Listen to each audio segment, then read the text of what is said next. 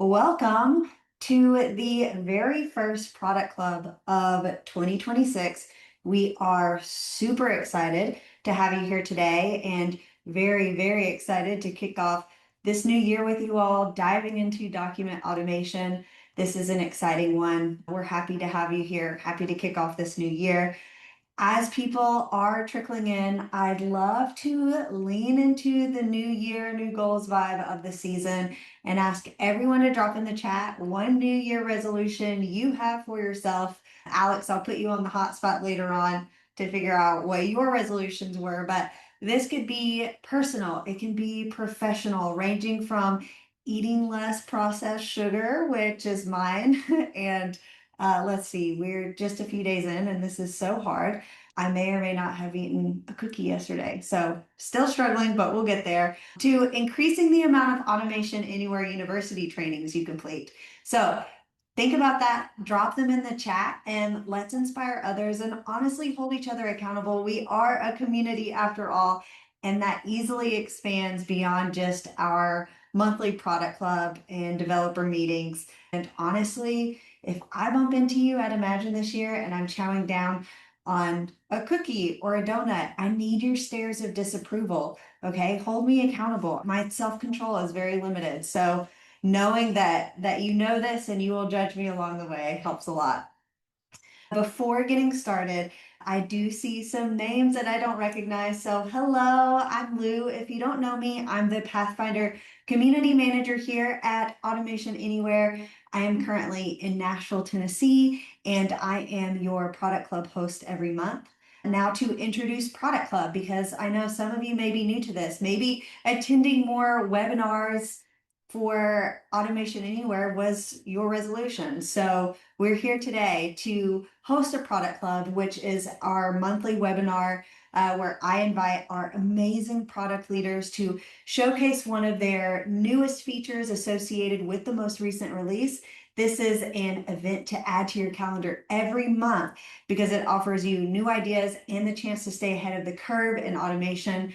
We focus on innovation and how to apply features to your automation program. So if you're looking to gain insights, stay up to date with Automation Anywhere features and chat with our amazing product team, then you are in the right spot. Which brings me to our agenda for today. First, we'll dive into Pathfinder news, which will highlight some of the events we have coming up in the next few weeks. Those links are actually already in the chat for you. But if you're a QR code person, fret not, I've created a QR code page, one for each event. So go ahead and snag your phone if that's your preference, because I will be showing those in just a moment.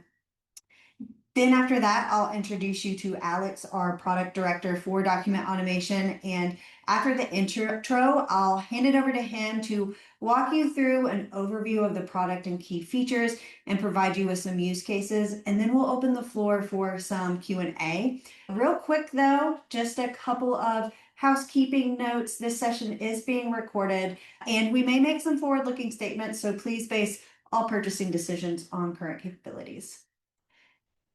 Now, QR code page. Let's talk Pathfinder news real quick. I have 4 upcoming events that you should all check out if you're able. The developer meetup taking place on January 20th is going to be all about agentic browser automation with UI agents.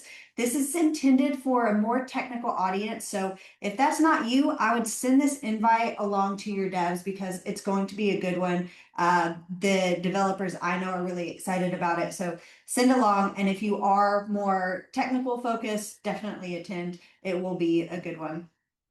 On January 27th, Micah and I will be hosting Automation Anywhere's quarterly innovation showcase. This is for developers and automation leads. So come ready to get a sneak peek of what's coming in the latest release and see some of our coolest innovations highlighted.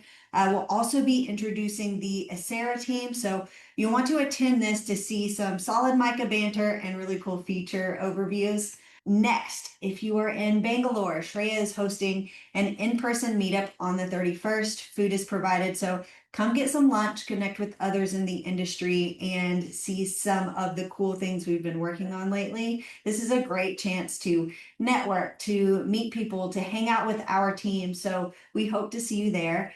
And finally, if you want some automation inspo, join the Scaling Intelligent Automations user group on February 19th with Albertsons. They're doing really great things over there, and I'm super pumped to see them walk through it and showcase their wins. I think it'll be very inspirational. But you can find and register for all of these events in that cute little QR code in the phone picture, or just choose the one that stands out to you the most. Or again, copy and paste those links that are in the chat. Now, Alex, let's meet Alex. Hi, Alex. Thank you so much for joining today. Thank you. Hello, guys.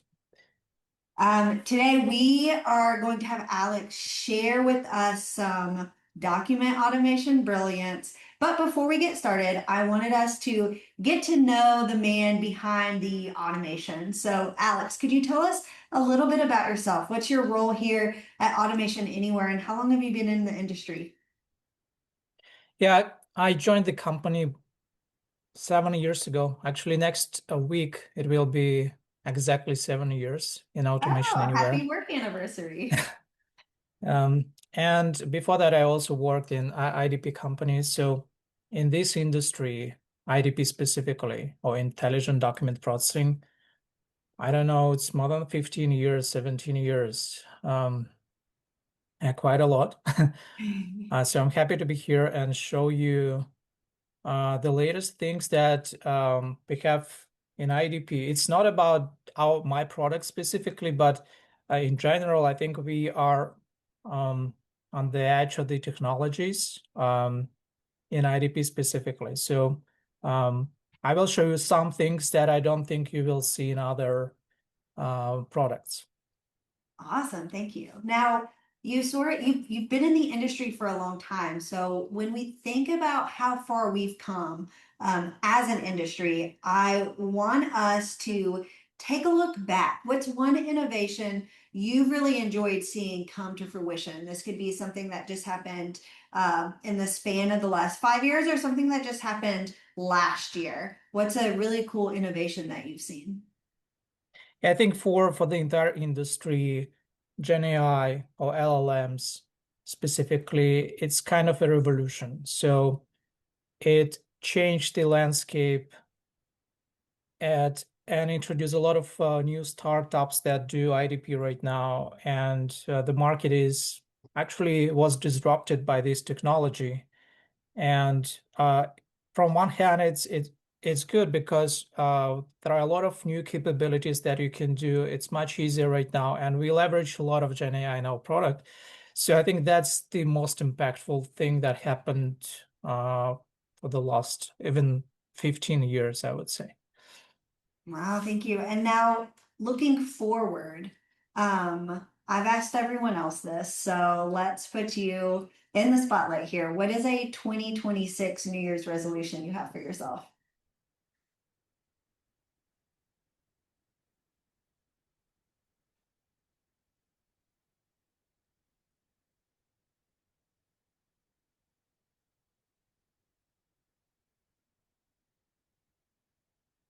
I Hey. like the smiles. All right, Alex, what's yours? Um, from the product, professional perspective, I'd like to make the product more friendly to the agentic world, because right now it's still as part of the regular workflow, regular like application and product world, where you go and create some configuration and then attach that configuration to some specific workflows. While the new world, agentic world, is slightly different. It should be autonomous. It should be more user friendly and smart in terms of configuration. So I think we need to go to that direction as well and make it more suitable for agentic world. Yeah, great. I love that one. Thank you for sharing. Now, before I kick this over to you, I am going to launch a poll question for our audience. And this is about where you are when it comes to document automation. So I'm going to stop sharing, Alex, while you're pulling up your screen. I'm going to launch this poll for everyone. Um, Go. Okay. Where are you at on your document automation journey? Okay, we have document automation and are looking to utilize it more or stay up to date, or we do not have document automation and are looking to learn more about it. I'm going to give about 5 more seconds here. Lots of responses coming in, and then I will show this. All right. Okay, so here are our responses. And this is very helpful for us, for Alex, because we want to know where everyone is. So the majority of folks have document automation and are looking to utilize it more or stay up to date. But we do have some that don't have document automation and are looking to learn more about it. So this is a great webinar to attend, and Alex is going to help you meet your goals here. So Alex, I'm going to stop sharing that poll and switch it over to you. Yeah, that's great that we have newcomers as well.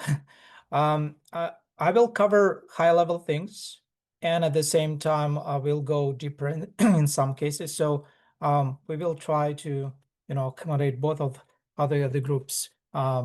So I will start with the high level, what the product is about. So the product is actually it's like a module, a component of the system that can extract information from different documents. Like you see in this um, animation, we can add the component to the workflow, like extraction task. And when it runs during the runtime, it can extract information from like loan applications and passports, ID cards, whatever document you have. You can specify what data points you want to retrieve from those documents, and we can do that, even like table data. So that's the high level understanding of what the product can do. And this is one of the fastest growing product within the platform. So we have a lot of new customers, like we have plus 40% of active customers year over year, and more than, and not just in terms of active customers, but also in terms of processed pages and documents. There are, I think, few um, things that I want to emphasize why we are winning and why we have a lot of customers coming. I think it's easy to use. So I will show you it's easy to configure the extraction components. And it's pretty smart in terms of extraction accuracy. And because we're part of the bigger platform, we also leverage a lot of things around the product, like workflows and Copilot integration, all of that stuff helping us to create a great product. And today I want to talk about the latest features that we released last year, not last year, the last release, which was in October, November. The first one is cloud extraction service. There are two major use cases and problems that we can resolve with cloud extraction service. So the first use case is when you have high volume of documents. If you have hundreds of thousands pages per month, as an example. Right now, you can do that with, before this feature, you could do that by providing more bot runners. Like if you bring more bot runners, you can run them concurrently and process those documents. The problem is that to manage those bot runners, it's kind of headache because you need to update those bot runners. Sometimes you need to restart them, clean up them, and so on. You have to manage them somehow. And nonetheless, and additionally, you have to buy the licenses for all those bot runners. And it's not always convenient for all customers. And the second use case is when you need to process a single document as fast as possible. Usually it's related to front office use cases where the user uploads the document and sitting and waiting for the results. So right now, if you're using Botrunner, it takes like 30, 40 seconds per page, which is quite a lot in some cases. If it's in the background, you don't care. It's somehow processed. You got the results. But if you're sitting and waiting, it might be a problem. So to resolve these issues, we have a cloud extraction service right now. So you can send data to cloud and we will process those data much faster than a bot runner and give you results right away. And at the same time, we have auto scaling. So if you upload many documents, we will scale the system and process them concurrently as well. So that's the purpose of the product, of the feature. And let's take a look how it works in real life. Hey, Alex, Well, we had a yes, question come through. Tim asked, can you train document automation to get it closer to 100% accuracy? yes, that's the purpose of the product. So with the configuration, different tools that we provide, your goal, I mean, as a user that uses the product, is to configure that so it extracts as accurate as possible. And there are different tricks and tips that we share during these kind of sessions, how to improve that accuracy. And one of those use cases I will show today as well. Okay. Okay, let's switch to cloud extraction. So it's not about accuracy right now, it's about the performance. So what I have here, I have an upload bot. So this is a regular bot that takes the documents from this folder and create a request for each of these documents. So basically upload the documents um, to control room and create a transaction. And each transaction will be tracked and it's a workflow instance. So let me run this one.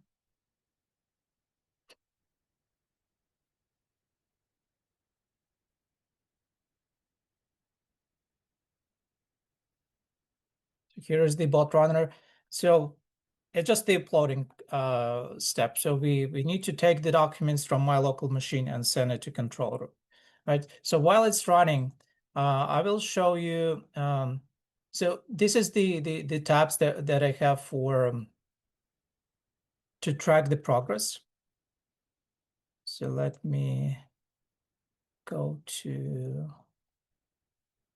this learning instance. So I'm using the concurrency test learning instance.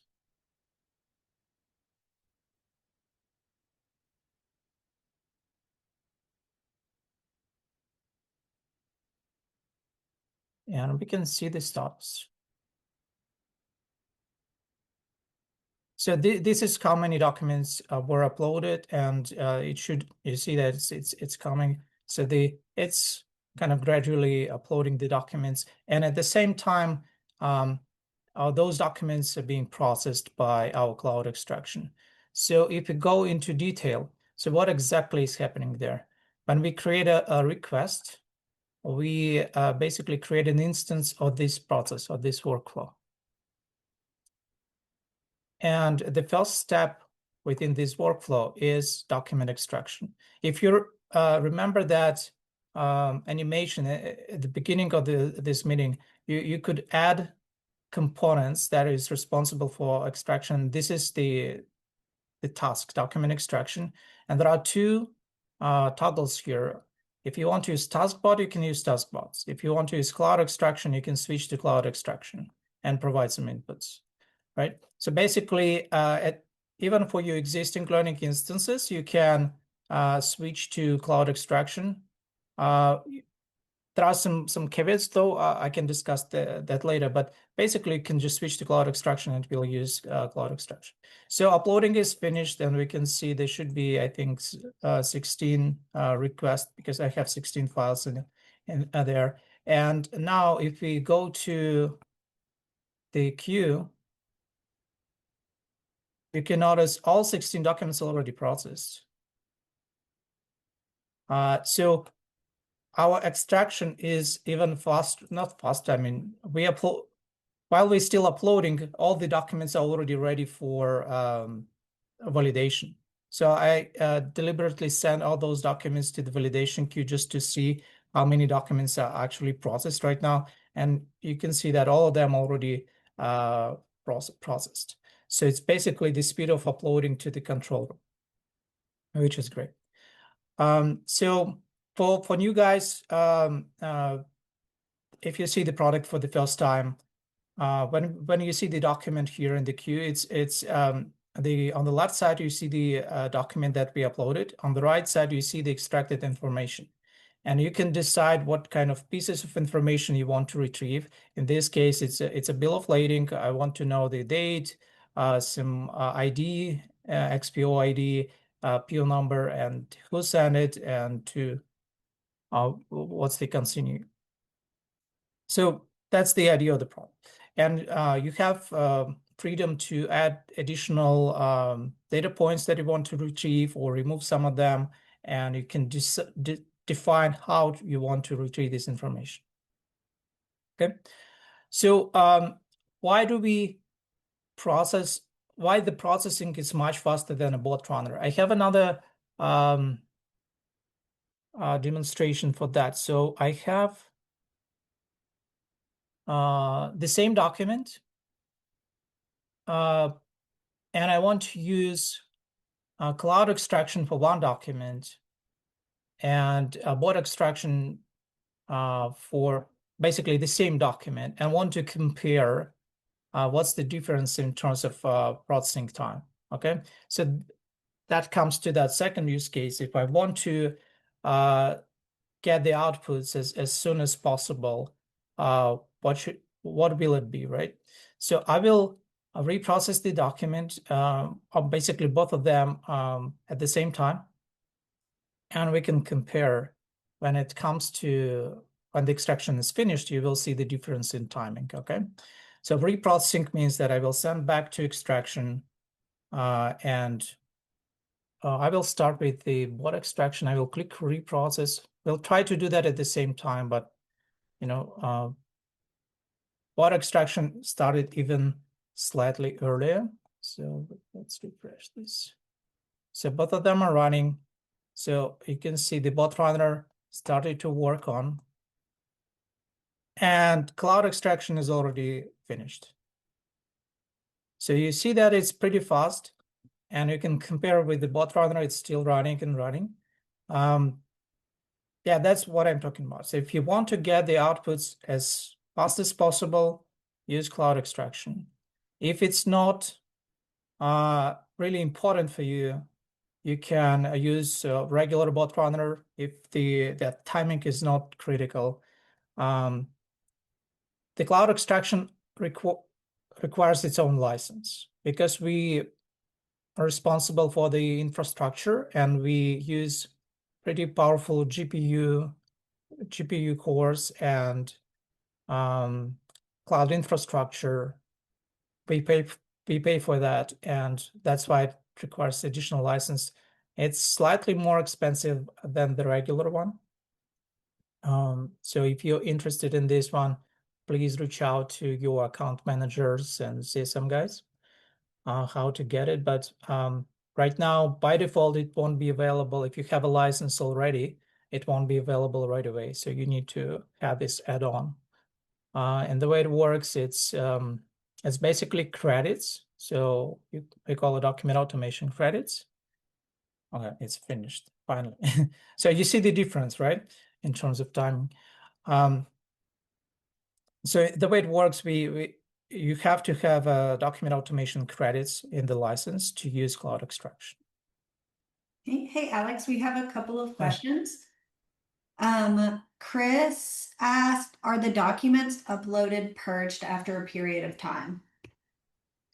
Yes, our system is transactional, so it doesn't store anything unless you need it. For example, we store documents in the validation queue, right? So um, until you process these documents, so like submit the document, it's still sitting and waiting in the queue. We have TTL, I think default TTL or time to live is 90 days, and we will purge those documents after 90 days. But if you complete the process, for example, if I submit the document right now, like I validated it, I'm happy with the results. I submit that everything is fine. We will download the outputs.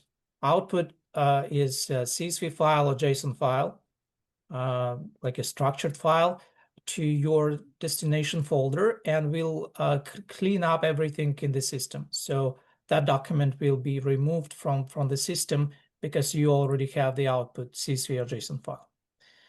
I hope I answered your question. Okay, we have a couple more. Pooja asked if we extract using cloud extraction, then can we select the OCR engine? Yes. So right now, we just released that. Right now, we use Google Vision OCR. The second option is ABI. We are still working on it. So I think I cannot promise the exact release of date when it will be available. But yes, we're working on that. Right now it's Google Vision. Okay. And then one more question, can we set the timeout on the purge process? You mean, can you set up your own TTL? I think so. It's part of Copilot configuration. I'm not sure if I can find it quickly, the exact setting, but uh, there is a TTL setting on the process level in Copilot configuration.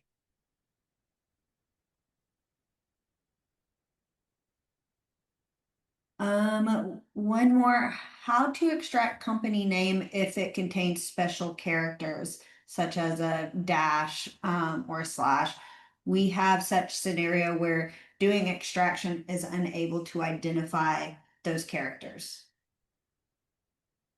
You need to check if it's a problem at the OCR level or at the extraction level. How would you do that? So you see these blue boxes? Those are logs from OCR, right? So if you hover over the text, you will see what exactly is retrieved by OCR. And if you see those characters here, but you don't see them in the output, it's the extraction problem. And you can use different techniques like, I don't know, feedback, or use Gen AI, or um, different technologies. But if it's OCR problem, like those are not identified as a text object, then you need to try with a different OCR engine.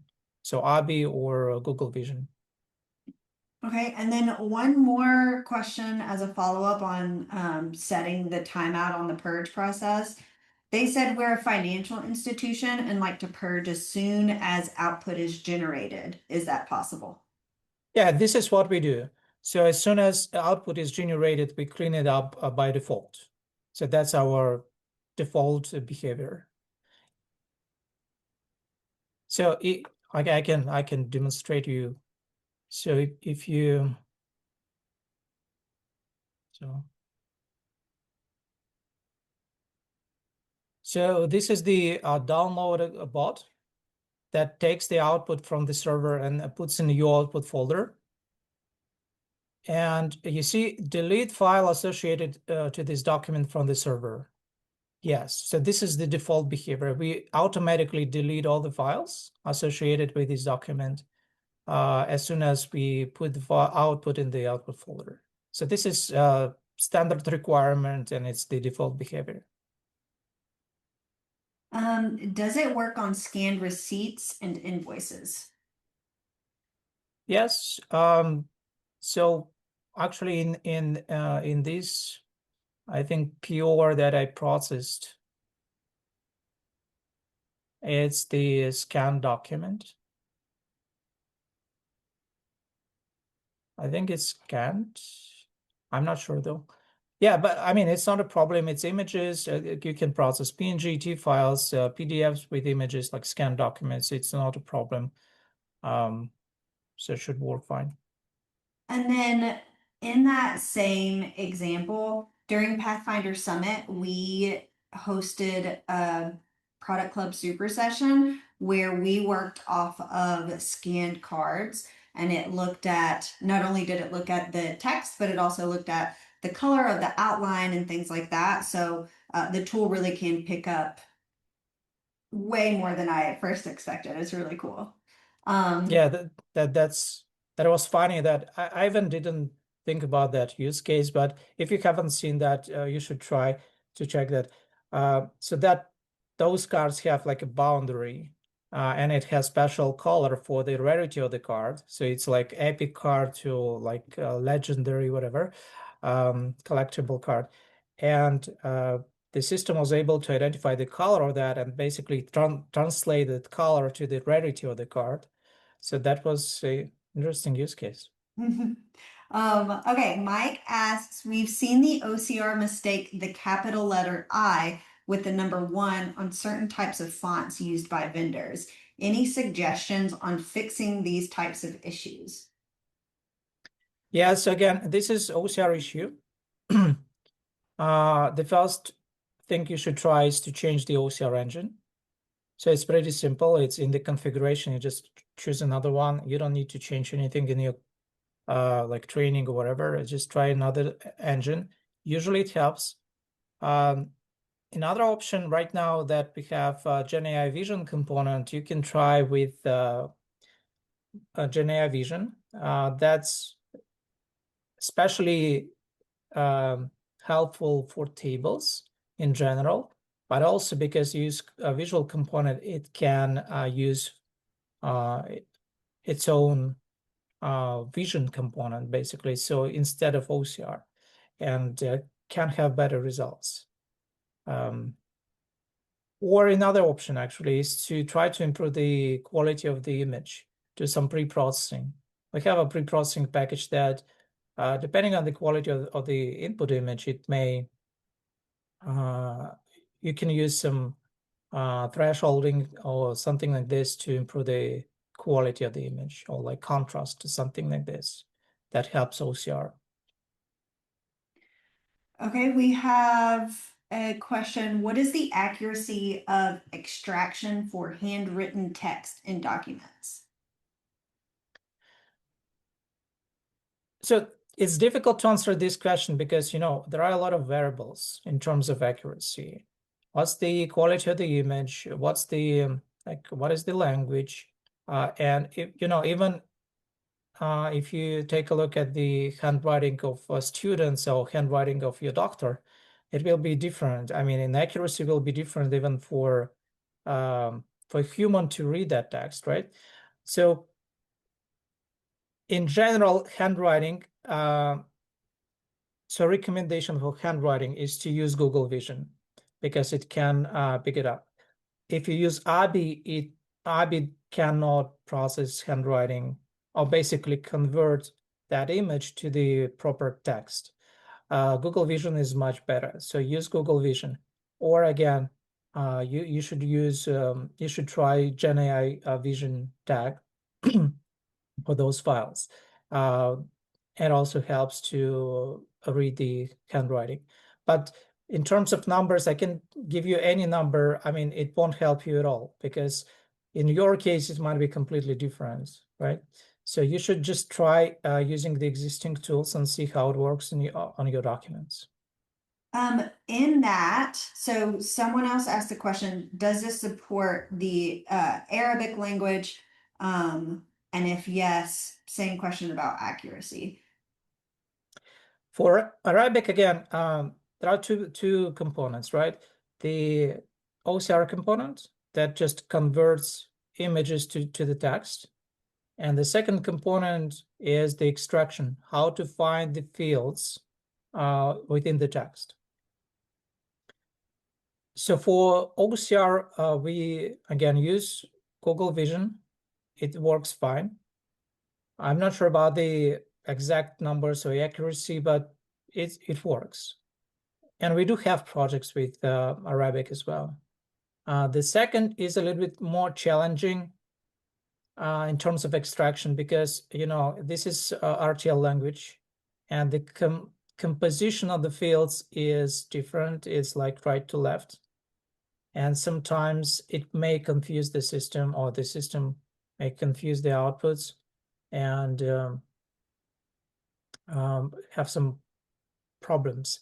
But again, it depends on the composition of your documents. It may work really well or may have some issues. Again, there are different tools that we have in the product to overcome those issues. Again, GenAI may be helpful. Not Google, Vision component can be also helpful. So I cannot say exact. I cannot give you exact number of accuracy, but we have tools that can help with Arabic documents as well, and we do have projects. Yeah. And then, Aaron, I see you in the chat. We have a question about, do we have a preview environment where we can actually try it? Can you think of anything coming down the pipeline or something we have live now where they can get in and try out this tool? If not something that's coming, I'm sure that we have a training camp or something coming in the near future where you could try that. But Aaron, I'm going to put you on the spot for that one. We have another question in training model. How many samples need to add minimum? So the concept that I'm trying to implement in the products, you would need 0 samples. So basically, it should work right away without training. And because we use GenAI, so if you use GenAI, basically you don't need even to upload a document. It should work right away. In some cases, more complicated cases where the fields are not easy to identify, we have a feedback loop, so you can provide information where the field is located if it was incorrectly identified or was missed. Then you can kind of train the system using a single example. So you don't need, I know that some systems require like 200 documents just to start with training. It's not the case here. You can upload just one document and provide the feedback, and it should improve your accuracy. But again, my goal is to have the system that works right away without training. Okay, and then someone said that let's see, Hava said, we've also had issues with OCR incorrectly identifying or not being able to capture the data. Could there be another solution other than changing the OCR? Looks like issues arise from invoice document extraction. I would clarify first, again, OCR is not a technology that extracts the fields, right? OCR is just to convert images to the text. If the text or the document is correct, then it's not an OCR issue. But if your fields are not extracted correctly, that's the extraction issue, right? So OCR engine won't help you here. And to improve the accuracy of the extracted data, again, we have multiple different tools. I will show one of them today. But basically, it's feedback loop that I mentioned. You can provide the feedback so it can learn from that. You can use GenAI. You can use GenAI Vision component. You can use the new feature that I will talk about later today. So there are several things that you can do to improve the accuracy. But if, again, you need to identify if it's OCR or, the text, extracted text on the document, like here, again, you see these blue boxes, right? If the blue box here is incorrect, the text of the blue box is incorrect, This is OCR. But if your information is wrong, like missing, like it's empty, then it's the extraction issue. Then you need to use different tools. Okay. All right. There's a few more questions, but Alex, I'm gonna let you keep going and then we'll circle back to these at the end because it looks like some of them are around the licenses. Okay. Yeah, let's move forward. After cloud extraction, I want to talk about the actual, like, one of the tools that we have to improve the accuracy. That's the new feature we have released recently. And the problem that we want to tackle is right now, maybe I need to show that so you will understand it better. Okay, so let me go back to the configuration, and let's assume I want to extract information from purchase orders. That's a pretty common use case. You can consider invoices, it's kind of the same. And I define 4 fields that I want to extract, like PO number, PO date, and so on, and delivery address, right? The way it works, if you use GenAI, you see this search query for GenAI model. And basically, you can ask the simple question. I want to extract the information about the buyer company, and I'm just asking, what is the buyer company, or what's the PO number, what's the PO date, what's the delivery address? This is what I mentioned, like it will work without training. So if you provide these questions of search queries for each of these data points, you don't need even to upload the sample for training. It will extract information right away. And as a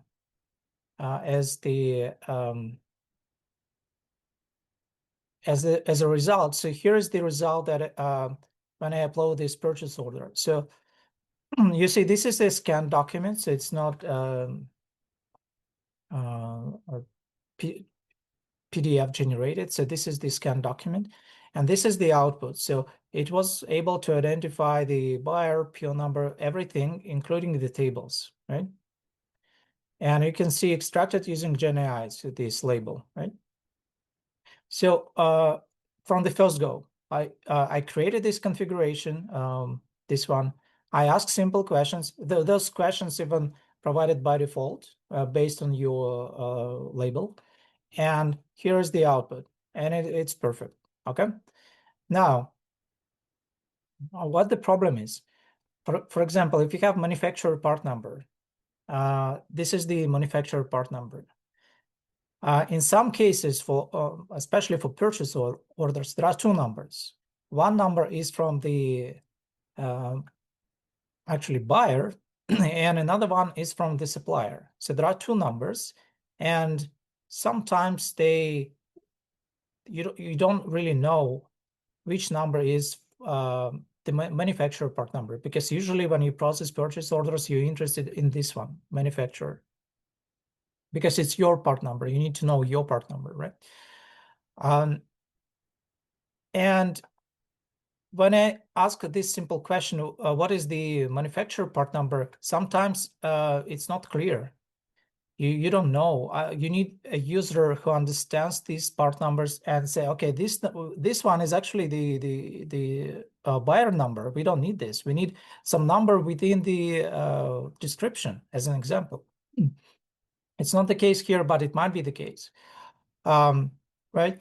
So what's the problem that we want to tackle is it's difficult to provide one single prompt, one single search query that will work for all the variations and all the documents that you receive, all the purchase orders, right?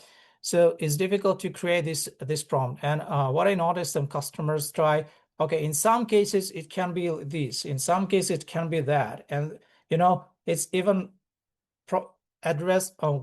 provide more confusion to the system how to find the output. And there is a reason, because in some documents there is an ambiguity. You don't know which number potentially. If you are not a domain expert, you don't know what the number is correct, right?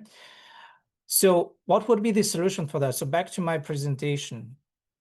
So the problem that we want to tackle is if you cannot provide one single prompt, or it's difficult to have a generic prompt that will work in all the cases, we want to automatically adapt to different layouts, right? And we want to provide the different variants in terms of queries that we can apply runtime automatically. So the way it works, for this layout, you can say, if you see this layout, provide a different query, not the default one. And when we process the document and we see, oh, we see this layout, and for this layout, we have a different question, we will ask the different question. If it's a regular document that is not related to that specific layout, then we will use the default one from the learning instance. Okay, so basically, when you want to handle these edge cases, you have a tool right now to provide more granular question or provide more specific instruction that doesn't impact your other layouts. Because the challenge here, if you want to change the high level learning instance level question, it may impact all your documents. It may impact all your layouts, right? Extraction from those layouts. But if you don't want to, you don't want that, right? So you want to have control changes that will impact that specific layout. This is what you can do right now. So back to this use case. I have another example from the same learning instance, another supplier, another buyer that wants to purchase something. So I need to know what's the delivery date for this item. And you can see when we extracted information for this line item, the delivery date is empty because there is no delivery date in this table. But the challenge is that there is the delivery date. It's kind of in another table here. And it's a different delivery date for different portions. So they want to buy this item, but they want to have two deliveries. The 10,000 in like this date and 10,000 at that date. So basically what we need to kind of split this item in two. So how would you do that? So now you can, we call it adaptive search queries. It's part of our test mode. You can go there and provide the specifics. So right now we have all the default questions, right? Like delivery date, what's the delivery date, what's the quantity, and so on.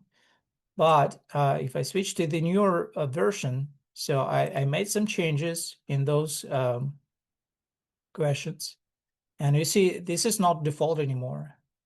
It's not default because I provided more instructions here. We're still searching for delivery date, but if there are multiple delivery dates, return all of them. And the same as for quantity, return quantity for each delivery date. Okay, so because for this specific layout, I know that this supplier does these things and potentially split these items into different deliveries. I provide more detailed instructions, but I don't want to make these instructions for every single buyer because it may introduce some additional problems, right? I want to have it only for this specific supplier or a buyer. And it's important I'm using this GenAI Vision Plus tag because it looks not just at the table, but the surroundings of the table, because we don't want to miss this information. We want to see this table as well. So this GenAI Vision Plus tag also helps. And now, as you can see the output, it was able to split one item into two items, and the quantity is correct. The unit price was retrieved from the high-level item and the part number as well. And delivery date is good. So this is how you want to improve your accuracy. Back to that question, what you can do to improve the extraction. So you can change the prompts. You can try different prompts. You can use a different tags. This Gen AI Vision tag also helps, especially for handwriting. Uh, Gen AI Vision Plus is, I think, only for tables. It's when you want to see the surroundings of the table, not just the table. Yeah, so this feature is really important in terms of handling the edge cases or be more specific and improve accuracy for specific problems. Does it make sense? Yeah, I think that's great. Good. Um, go ahead. Sorry. Yeah, I have one more slide. I don't have any demonstrations. I don't have about 9 minutes left, right? Yeah. Okay, so let me show the last slide. It's like a sneak peek into the 39 release. That's something that we are releasing right now. So let me increase that. So what do we have in 39? Google Gemini. So we already have, when you use Gen AI, you can choose the model. It's either OpenAI or Anthropic. And now you have a third option, Google Gemini. It's pretty powerful, and there were a few requests from customers to have it because they prefer Google models. Again, these models that we provide out of the box, so you don't need to configure anything. It just works out of the box. You just select whatever you want, whatever model you want, and we will use it, and we will even pay to Google or Microsoft for these models for the consumption. It's included in your default license. You don't need to purchase anything additionally. So it comes out of the box. Another quite important feature, I think, if you a large enterprise company, quite often you have a specific regulations or requirements in terms of using external resources like external LLMs. And quite often those security requirements using your API gateways, like those LLMs that you can use are hidden behind API proxy or API gateway on the company level. And when you send requests, we cannot send requests directly to OpenAI or Microsoft OpenAI. We have to go through that API gateway. And be able to configure that, we have the model connections. And as you can see on this picture, you can say, I have my custom model connection that goes through that specific endpoint with the specific credentials or authentication, and then we will use that to connect with the external systems. So that's is already important, but I think it will be even more important because all the companies will introduce some kind of the protection layer around those external systems. Previously, like not last year, like in 2024, many companies even afraid to work with Gen AI. And right now, companies understand that that's something that provide value, and they need to use those LLMs. But the security is still important, so they track all the consumption. They check check what is going outside the company through those API gateways. So I think eventually all the companies will come to that at some point. So we need to support that in these use cases. And additionally, it's not about these models only. If you have your own homegrown model or some model that like open source models that you want to host on your side, this model connection also can connect to those models. If you provide the endpoints, if you provide the input schema, output schema, we can configure the custom model connection and use that one. So that not just for specific models, it's for any model that you have for LLM. We want to utilize that. and you can connect that model to document automation. So we have slightly delayed release, so it won't be available right away with 39 rollout, but some portion of that will be in January, some of that in February local updates. So, but it's basically pretty soon. All right. We do have some more questions, but before we get to those, I have one more poll question for everyone. And this is if you have questions, if you're interested in seeing more about this, answer yes. If not, answer no. Would you like your CSM to follow up with you about document automation? You can ask these questions, see real use cases, learn how to apply some of these newer features into your automation program. So I'm going to leave that up. And as folks are answering that, I'm going to go through some more of these questions. So, Alex, does cloud extraction use credits, and how many credits are available in one license purchase? Will buying a license be beneficial in case of a 250-page invoice? Uh, I think you can choose how many credits to purchase. So there is the conversion rate of pages to those credits, document automation credits. I don't remember exact the exchange rate because like for standard forms it's cheaper. For regular document automation is more than for standard forms. So there is a different exchange rate, but I think you can choose how many to purchase. Unfortunately, the it's related to sales guys, so they will answer these questions better. But the second question was about the 250-page invoice. You mean the within a single document you have so many pages?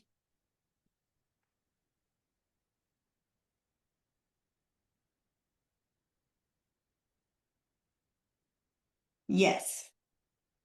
Yeah, so that might be a tricky stuff because we may reach out some limits in terms of the storage, like when we process this document. So definitely cloud extraction will be faster. The question if we reach the limit at the storage level, because when we generate the JSON file for this document, it may exceed 50 MB, and the storage doesn't support files more than 50 MB. So it may basically fail. So one of the cases you should try, because it may work or it may fail because of the storage limitation, but cloud extraction just should be faster to process this document. Yeah, for one bot runner, it will take, I don't know, an hour to process this document, but cloud extraction should be better. Hey, how do we handle if we have 200 plus variations of tax recall formats to extract 3 to 4 fixed fields? Again, if you use Gen AI as an example, it doesn't care how many variations are there, and it can identify the fields right away. In some specific cases, in case it cannot identify for some reasons, because the label is different or like there is some ambiguity, you can use this adaptive search query, this feature that we just checked, right? So you can provide more detailed instructions for that specific variant, for that specific layout. So you won't impact all other layouts. I think that's the common way to handle that. But usually, like the default questions, the simple questions, the at the beginning will cover the majority of those variations. Okay, Tim asked, in addition to the pre, is there a way to include an in-house RAG to further improve the accuracy when using Gen AI to assist with document extraction? Um, right now we don't use RAG, and I mean like as an external source of information. Uh, What you can do basically, you can use it as post-processing step. Like for example, if we extracted some information like supplier name and address, right? And you have your database or rag with the company names and like normalized address fields. You can just use AI skills or something like that with rag to normalize your outputs. So basically, our goal is to give you information from the document as is, and then you can convert it or normalize it to the data that you want or expect in the downstream systems, right? So, but I don't see the much value connecting that drug directly for identifying data from the document, because we already have a document and we see that document right away, right? Okay, we're at time. I'm going to ask one more question. Alex, some invoices include supporting documents within the same file. In such cases, how does the system extract the correct values from the relevant pages without specific training? For example, a single file may contain both a goods invoice and a support invoice. How do we ensure the correct data is captured in this scenario? So the common use case suggestion in this case, we have classification and splitting packages. So if you ideally you want to retrieve or take only invoice document from that uh, batch or pack, and send only invoice, a relevant invoice to the document automation for extraction. And we have classification package where you can train those classifiers. But if you don't want training, it's a little bit more complicated because, you know, um, there might be some confusion in the fields. Like the same field is available in both documents within one file. Then which one you want to choose? Uh, you can try. In some cases, the feedback loop works and helps. In some cases, actually, this adaptive search query may help because you can give more instruction where to find this information, right? But it's a little bit confusing to the system because multiple different documents within the same file, it may pick one piece of data from one document, another piece of data from another document. If it's the same data, that's okay. Maybe you don't care. But if the data is different in different documents within the one file, I mean, that's the challenge. All right. You need to split that in advance. Okay. So we have many more questions in the chat. So to everyone on the call who didn't get their question answered, I will be sending these over to Alex and I will get the answers and then I will include them in the recap that I send out to everyone. I will email everyone who attended with the answers to these questions and a short recap and the video recording. So thank you guys so much for joining. Thank you for your questions. Be sure to check out the community, the Pathfinder community. You can ask some of these questions here. I believe I saw a couple of people answering other people's questions. So thank you so much for that. That's what this community is all about. So head to the community. I'll send the recap and everyone have a great rest of your day. Thanks, guys. Bye.